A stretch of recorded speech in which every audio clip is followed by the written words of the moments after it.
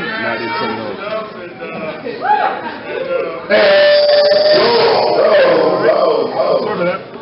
don't even know what to say after all that. Oh my God.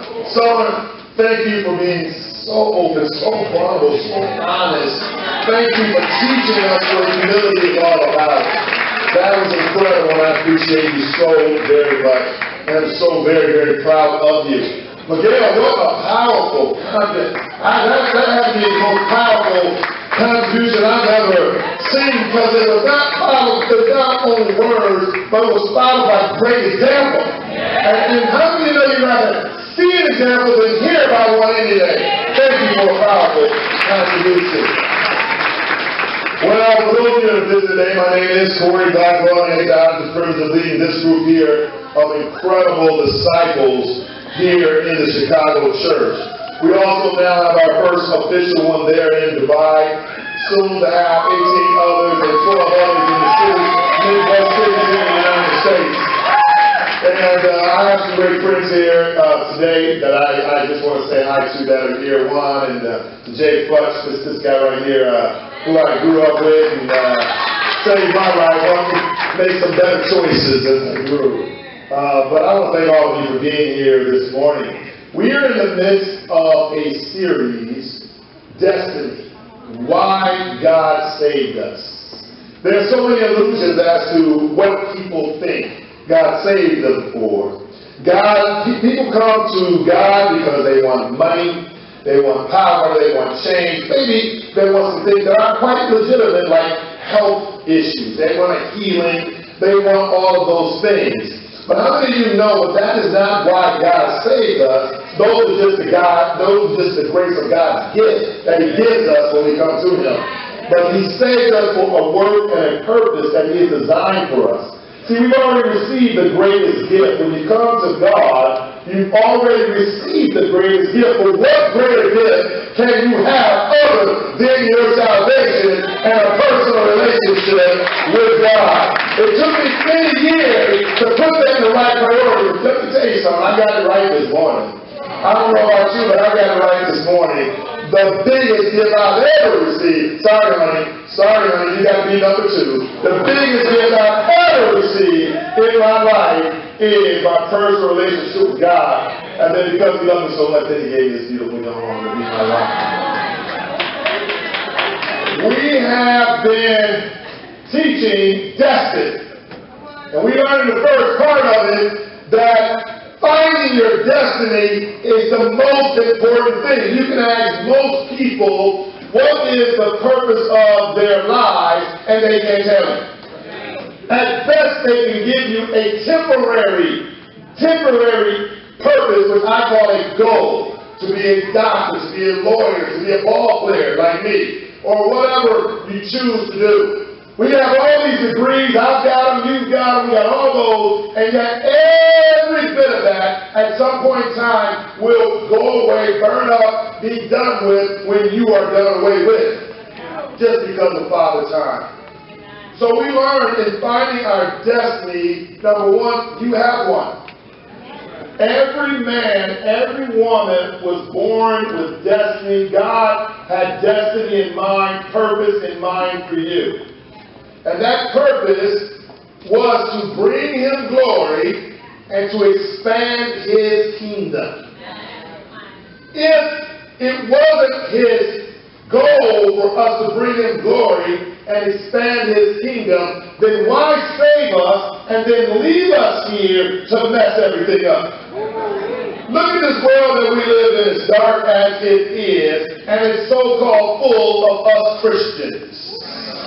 So obviously God has saved us for a work, the Bible teaches us, that He's prepared in advance for us to do. And that work is to bring Him glory and to take His message, make His name known. Isaiah 43, expand His kingdom all over the world. The Bible teaches that His kingdom will overcome all other kingdoms. I don't care if it's Buddhism, Hinduism, Islam, I don't care what it is. God says that this rock will fill the earth and it will overcome all other kingdoms, and the gates of hell itself will not prevail against it. That is what we're to do. in that first lesson that if we don't accept this destiny of God, this purpose of God, then we don't find fulfillment. If we opt out for our personal goals, per se, and God wants all His Christians to be awesome.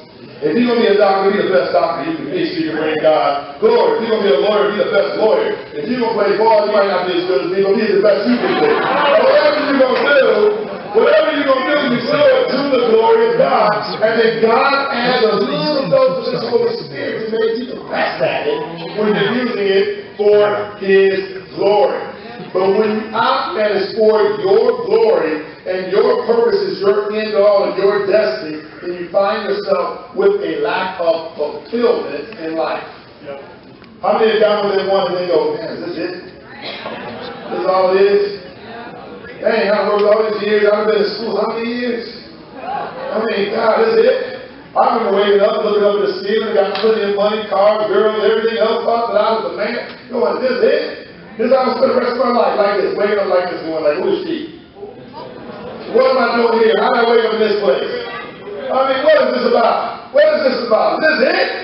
And then I'm going to get 80, 90 years old and look back and go, I've done nothing with my life. So many old people today, they look back and they have so much regrets. When I'm done, I want to say that I had a fulfilled life. I had a great relationship with my Lord. I had a great relationship with my wife. I had a great relationship with my children. I want to say that I worked as a servant in God's church. I want to say that Nick was saved because I gave my life. I want to make sure that when we look back on it, the only thing I want to read on my gravestone, he loved God and he said love God and love people. That's what we want to hear. So my question, are you living your destiny? Since we started this series, have you changed? And have you waken up in the mornings? Is your question how I bring God glory today? Do you search your mind at night before you sleep? How did I bring God glory? Let me tell you, if you can answer each of these questions in the affirmative that you have done so, your life will be fulfilled. So let me go there with you real quickly. If you are not feeling fulfilled. Uh-oh, here we go. Y'all ready for one? One of size 15s. If you are not feeling fulfilled. If you are... That's not good to call someone thing. Oh, she can get rid of that now. If you are not feeling fulfilled, if you're not joyful, because joy is not the kind of joy that the Bible speaks about is not joy that is running around doing cartwheels. The kind of joy the Bible speaks about is a deeper sense of peace. That you're walking with God and you know it, and you are blessed. Now the word blessed, for those of you that don't know, doesn't mean an abundance of things. As you see, blessed on the cars, and blessed on this, blessed on the $65 million airplanes of the preacher or whatever. You know, it's not about that. Okay? The word blessed is a superlative happiness because you have what? God's approval. And anyone that knows they're living and has God's approval in their life can't help but to be happy. And that's what blessed really is to be happy. Are you living your destiny? If you're not happy today, then you have to ask yourself that question today. Are you living your destiny? Are you still stuck? Have you given yourself over yet? We'll talk next week the difference between surrender and submission. But are you still stuck? Are you still need to be submitted or have you surrendered? So you got to come back next week to understand that. We talked in the second lesson that you are God's masterpiece. And that you are not defined by your past hurts, pains, experiences, or environments and backgrounds, but that you are defined by what Scripture says you're to be. And what God gave up His Son for you to be. You're defined. A masterpiece is always defined by the signature of the Creator. And God says, write His commands, His signature on your heart. And so you know when you're a masterpiece because you will look. When you see a Picasso, you know it's a Picasso. When you see some other famous artist, you know that. When you see famous works of art, you know who did it. You can hear a song and you know the name of the person that is singing. A masterpiece carries the image of its creator. And so if we are God's masterpiece, then we are made to be in the image of His Son, Jesus Christ. That is what we're growing to be like day by day. There's no such thing as perfect. He was the only one. But our goal, 1 John 2:6 says that if we claim to be in Him, then we must walk as Jesus did. So therefore we must look like Jesus. Now God uses the word in Ephesians 2, workmanship, which is the same equivalent word in Greek as masterpiece. And He says, I created this masterpiece to do work that I prepared in advance. A masterpiece has value. When you see masterpieces, you hear it has value. And so, as a masterpiece that God has prepared for us to do, we have value when we carry out the work that God has prepared for us to do. Salvation comes by grace alone, but because of grace we work. It is not work that saves you, but it is because you are a masterpiece. Uniquely, individually, creatively made by God. Each one of you has a customized, ordained, unique calling on your life that is to be used to maximize how you bring glory to God and expand His kingdom. Now, we can use our own way and be our own masterpiece and bring destruction. So the title of my lesson today is, it's your life. It's your life. You can do whatever you will with it. It's your life, but it is God's will. Turn with me to James chapter 4, if you will. Turn with me to James chapter 4.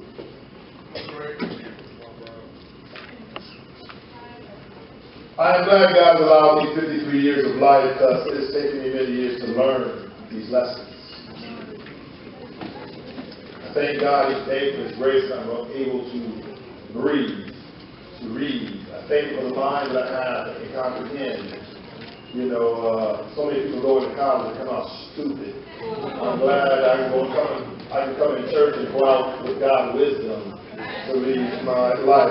It's one thing to go to college and come out stupid. It's another thing to come to church and come out stupid. The Word of God is to be applied to our lives.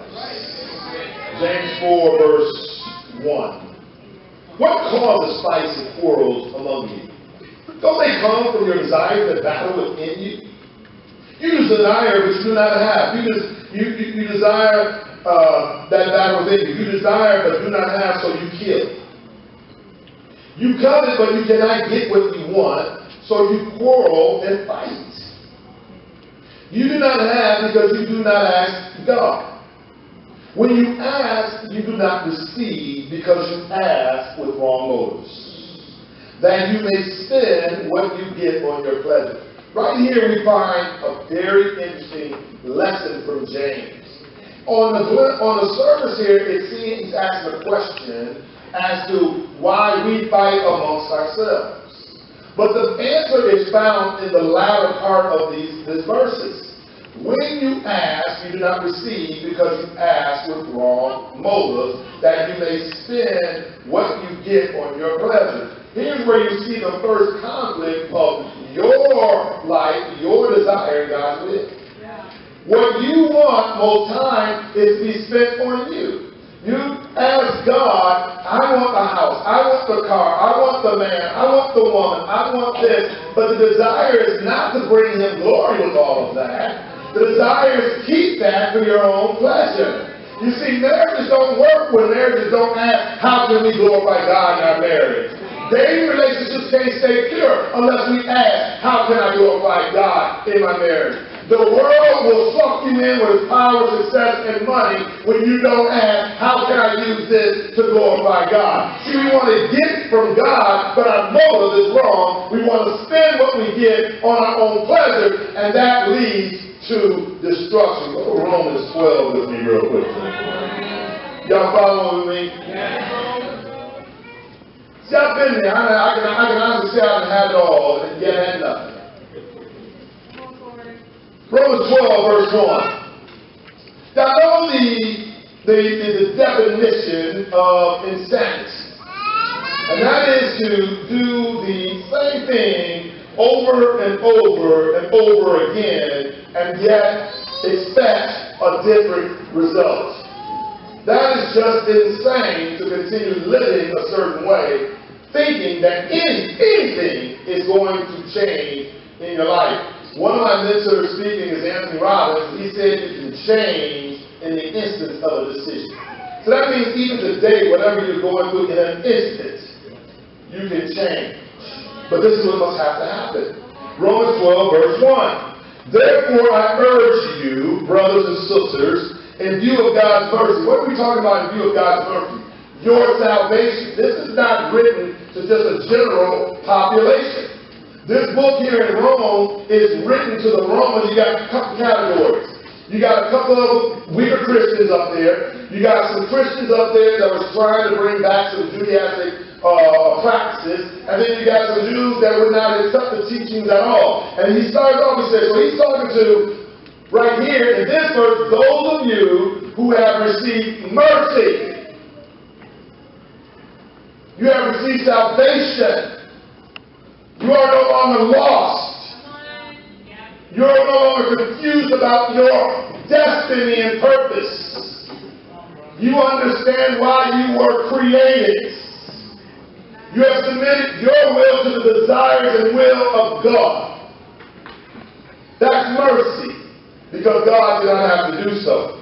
He says, now for you to offer your body as living sacrifice. It goes back to what I said earlier. If God was to save us, that was the end of it all, it would just happen. But he says, no. I want you as a living sacrifice, holy and pleasing to God. This is your true proper worship. Do not conform to the pattern of this world, but be transformed by the renewing of your mind. Then you would be able to test and approve what God's will is, his good, pleasing, and perfect will. I love the last part of this because God teaches us something about humility. Here is the Creator, God himself, saying, now, when you renew your mind and you get a different way, when you accept my way, this is what I'm going to do. I'm going to let you test me. I'm going to even let you approve of me and my will in your life. Now, if that's not humility, I don't know what is. That the Creator allows us to do that. But that's only when we have offered ourselves as a living sacrifice, holy, set aside, and pleasing to God. That way we have true and proper worship. My goal today for you is that you would choose God's will instead of temporary fulfillment that has eternal consequences. I'm hoping that you will, in this lesson, learn how to align your desires and ambitions with God's will for your life. Where do you want to be in 10, 20, 30 years from now? I live my life in 5-year increments. I'm 53, so I'm 3 years into these 5 years, and it is going as planned. You will learn on one of these points that if discipline does not become your decision, then you will not accomplish much in your life.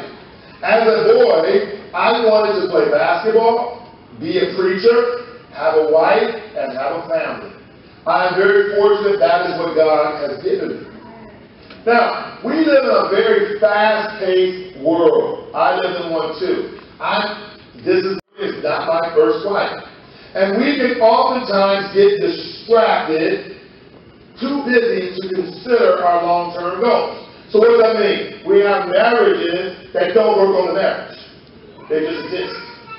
We have parents that just have kids. Yeah, they feed and cook a roof over their head, but they don't teach them about God. They don't teach them about money. They don't teach them how to have it. They don't teach them how to take care of business. They don't teach them about getting an education and the importance of it. Why do you think we have such a high dropout rate? Why do you think we have so many people working for minimum wage right now? Many of you are at the position you're at because of the decision you made some years ago, or the fact that you didn't listen to your mom or dad that was trying to push you forward to have a better life in your long-term future. How many of you know you're honest? Raise your hand. Come on now. You're honest. Come on.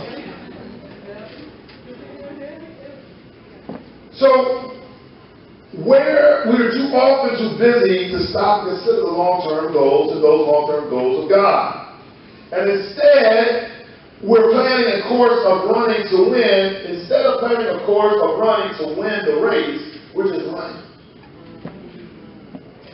We're just running like Forrest Gump. Until he just ran and ran and ran, and then he just stopped. And he just stopped. And he said, where are you going? I'm going home.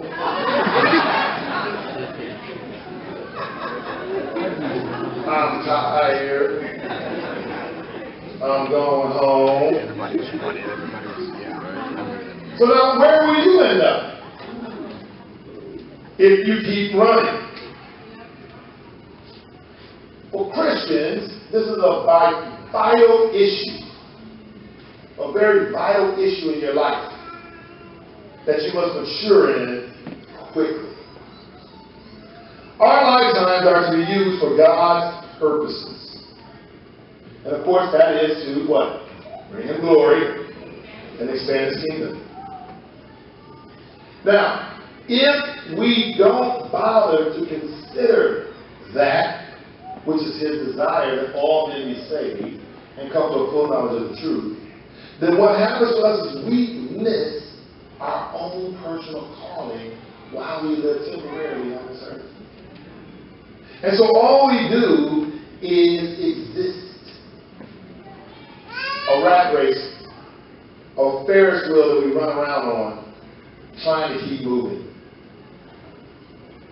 So let me tell you, a person's destiny, it is not determined, guys, by your desires or your ambitions, but by your discipline in your relationship with God. When the Apostle Paul wrote to Timothy, and he was a young man, and he's writing 1st and 2nd Timothy. 1st Timothy, he's around about 18 or so. Later on, he's about 25, and some believe that these are the last letters before Paul is beheaded, and he's writing to Timothy. And he says there are 3 important disciplines of life. Tells Timothy. He says, a soldier in active duty shouldn't get entangled in civilian affairs of everyday life. He says an athlete must compete according to the rules. And he says a hardworking farmer who wants to receive his share of the crops must do so. Look over in 2 Timothy chapter 2. Let's read it. As he said, 2 Timothy, 2 Timothy, chapter 2. And I invite you guys to go on with someone, read these. You know, as I always challenge, make sure I'm telling the truth. We got so many. We got preachers asking for Maseratis and $65 million airplanes. You know, y'all better make sure that I don't want anything more than about 2010. Things sitting outside there. Verse 2 of 2 Timothy 2. Verse 3. He says, join me in suffering. You know, it's ironic that Paul, when he writes a lot, he talks about suffering. But it's also ironic that the Bible teaches that Jesus learned obedience through what? Through suffering. So he says, join me in suffering, or we could say learning obedience. Like a good soldier of Christ Jesus. No one serving as a soldier gets entangled in civilian affairs, but rather tries to please his commanding officer. Who is our commanding officer? Similarly, anyone who competes as an athlete does not receive the victor's crown except by competing according to the rules. You can't cheat. You want a godly life? You want the victor's crown? You want fulfillment in your life? You want this thing to work out and be glorious? You can't cheat. You got to play by the rules. He says the hard-working farmer should be the first to receive a share of the crop. Work hard. God takes care of you. And then he says, reflect on what I'm saying, for the Lord will give you insight into all this. Now, this word reflect now also means, when you see the word therefore, it becomes a command, right? He says, all authority, Matthew 20, all authority in heaven and earth is therefore. So it switches over to a command. So here, now, Paul's talking to Timothy. He's like, look, dude, you better think about it. Check yourself. As somebody put it, he said, check yourself before you wreck yourself. Okay? He said, if you do that, God will give you some insight to it. Now, think about your own life for a moment. Do the affairs of your daily living distract you from pursuing God's desires? Is more of your time, even your thought time or heart time, distracting you from pursuing God's desires? Are you living according to your own set of rules, or are you following the Lord's commands in Scripture? Are you working on the long-term goals, or do you require immediate gratification, as this entitled world does? Self-discipline is essential in the Christian life. And if we hope to accomplish the plan that God has set before us, to win this city of 10 million, to win the 12 states that are in the Midwest, and to contribute our share in winning the world, particularly the Middle East, we have got to exercise self-control in 4 areas of our lives.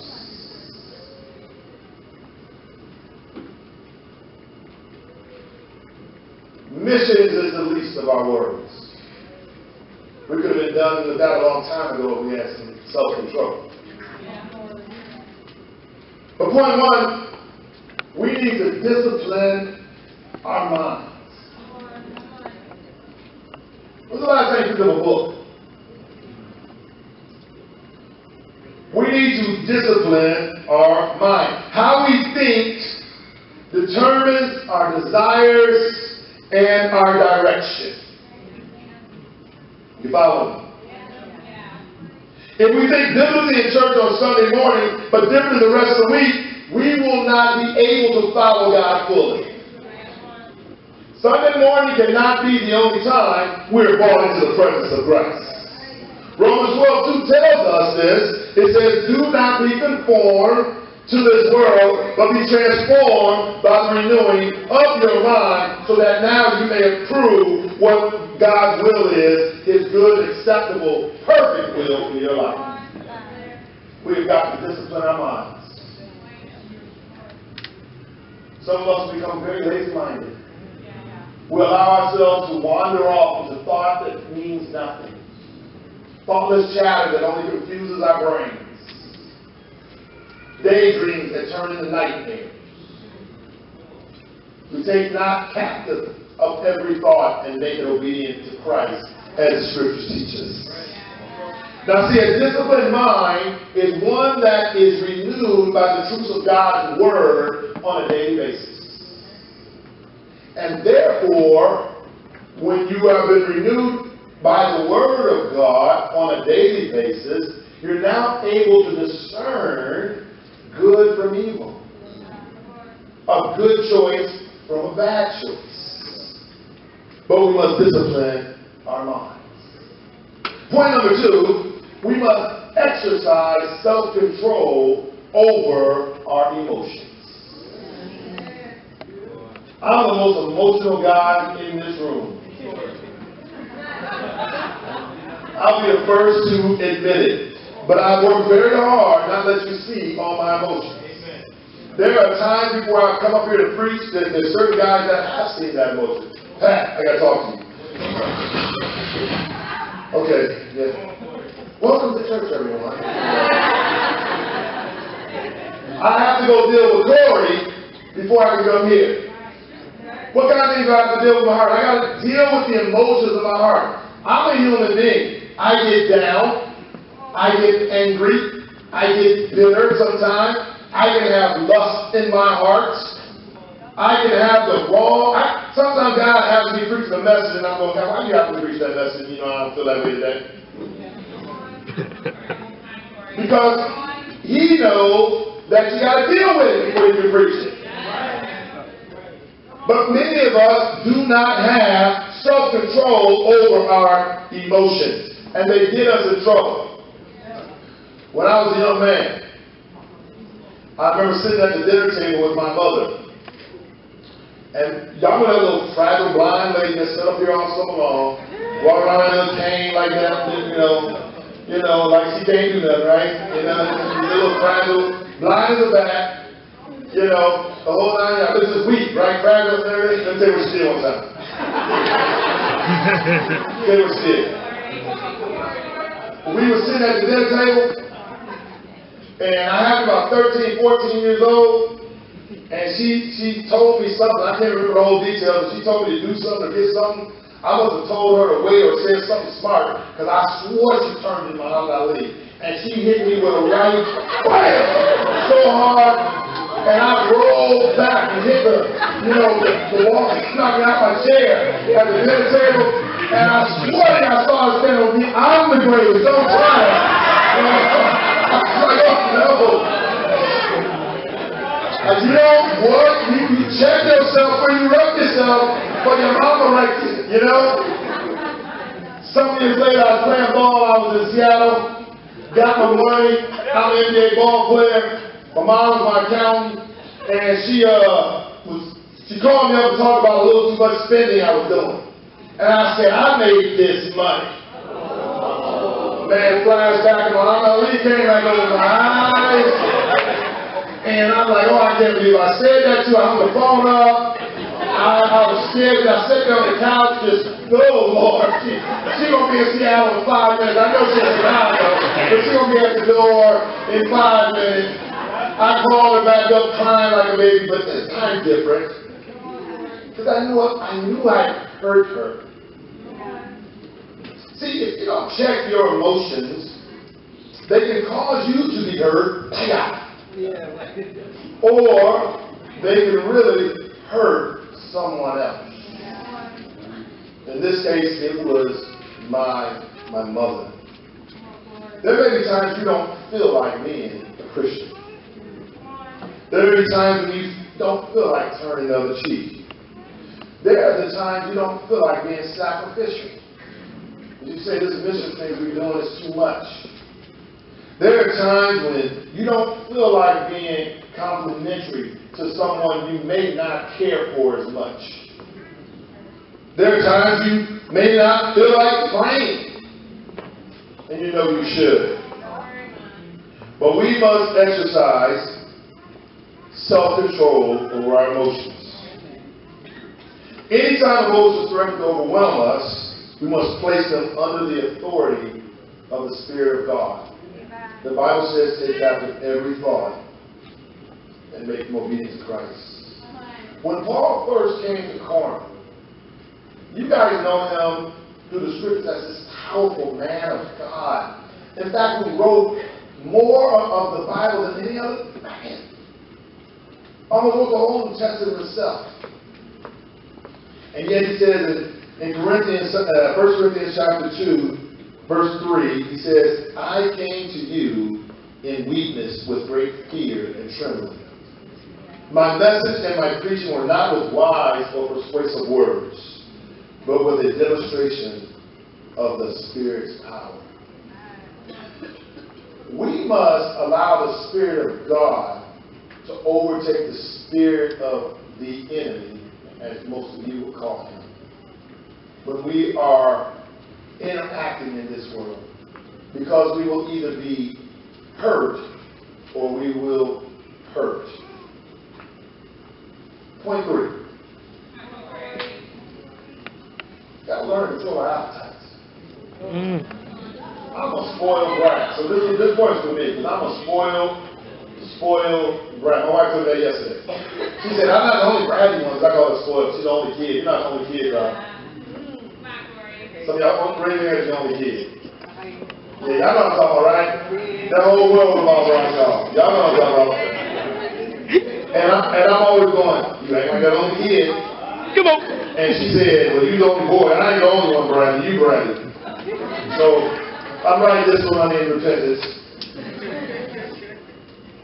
We must learn to control our appetites.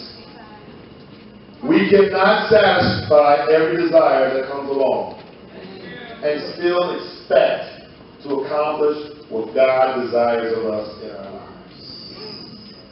Turn with me to 1 Corinthians chapter 10.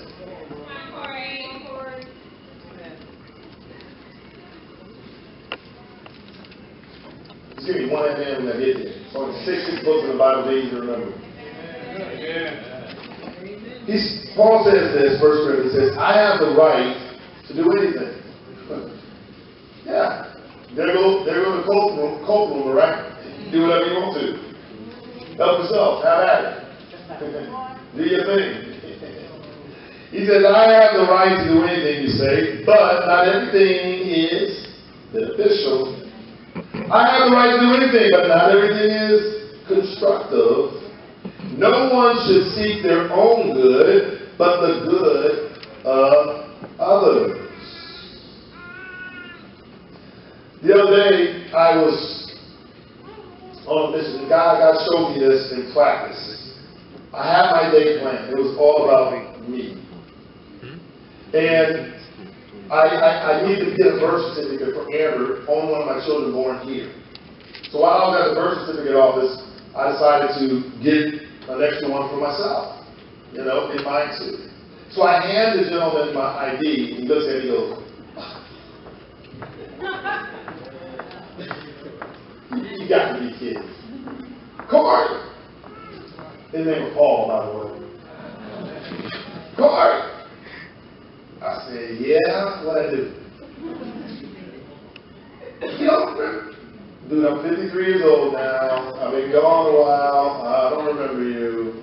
I'm sorry. It's Paul, man. Paul.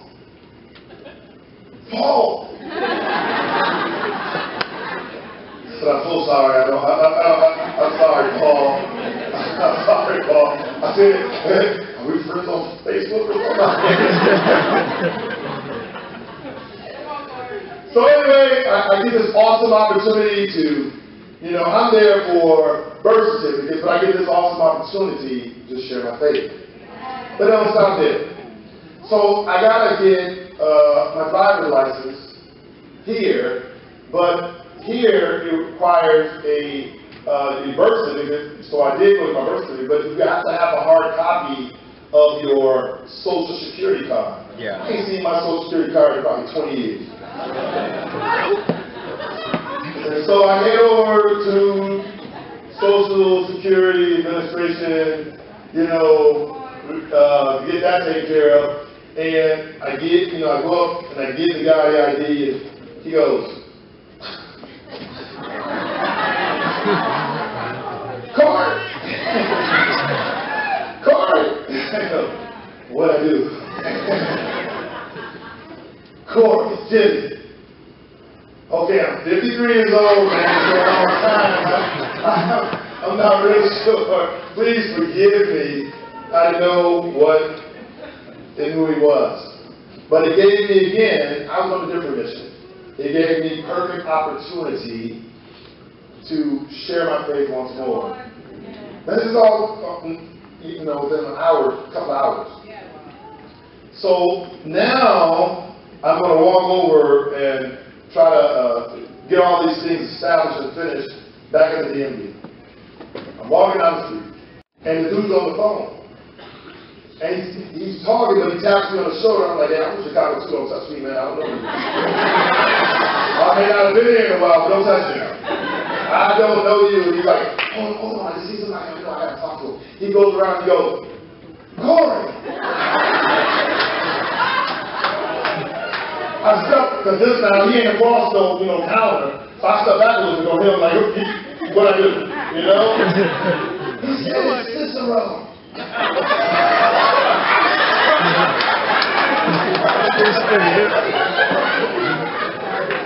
I said, Cicero!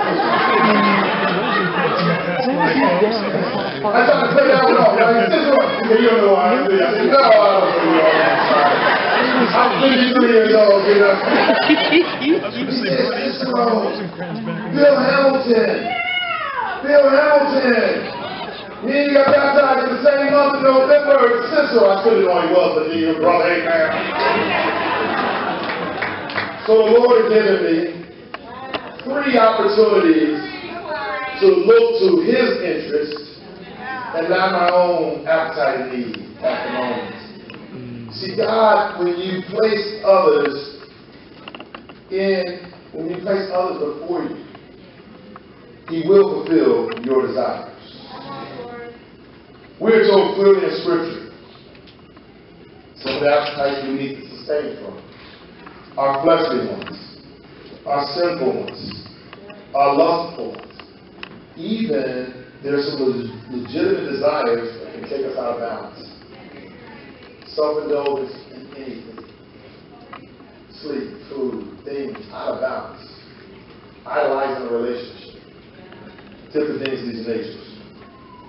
Uncontrolled appetites for sex has led to pornography, adultery, and immorality in families. There's a little control over the fleshly appetite. The disciples, we must. The Bible teaches us in Hebrews 12 that we lay aside everything that entangles us, sin that so easily snares us, and we keep our eyes fixed on Jesus. And lastly, guys, we must establish priorities and discipline ourselves to accomplish them. We cannot live our lives haphazardly, waking up going, what shall I do today?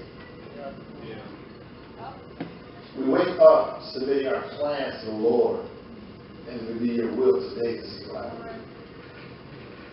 This brings me back to the question I asked earlier. Where are you going? We're all different ages and stages of life, and some of you have more time than others, and some of us have less. But our priorities are going to determine these questions. And there's a great danger in choosing wrong priorities. There's a great danger in choosing to be like the world instead of to conform to the world instead of being transformed or way different from the world. Proverbs 16, verse 3 says, submit your work to the Lord, and your plans will be established. God is not trying to hide His will from you, those of you that may seem to be confused. If we make Him our top priority in our lives and submit our plans to Him, He will be faithful and guide us into every step that He wants us to take. Now, sometimes the prospect of living with this kind of discipline that I speak of is overwhelming. It takes vigilance. You know, I lost those 30-something pounds. I gained 5 pounds back. Gosh darn it. Now I got to go at it again. It takes vigilance. But I can tell you, when I am disciplined and I have yielded to God's Spirit, then my spirit becomes one like His. Galatians 5.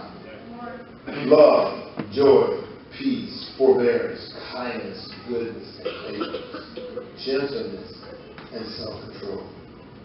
Against such things there is no law. Now I read where it said that if you make discipline your master, the world will be your oyster. And inside an oyster you find what? Matthew 13 says, and again the kingdom of heaven is like a merchant looking for fine pearls. When he found one of great value, he went away and sold everything he had and bought it. You want the pearl of relationship with God, then let his will be your discipline. I leave you these simple challenges. What do we got still work to do with our missions? We want to accomplish the goal of doing it early so we may, one, inspire the kingdom. There are a lot of missionaries out there. I'm so proud of what's happened in Dubai with just 10 disciples. And how that has already been, how that's impacting the Gulf already because of your missions. I'm so proud of Andrew and Patrice. They're on the verge of doubling that ministry in Lagos, Nigeria. That is because of your missions. Chennai, India, doubling once more. That is because of your missions. Kyle and Joan there in Manila, Philippines. That is because of your missions.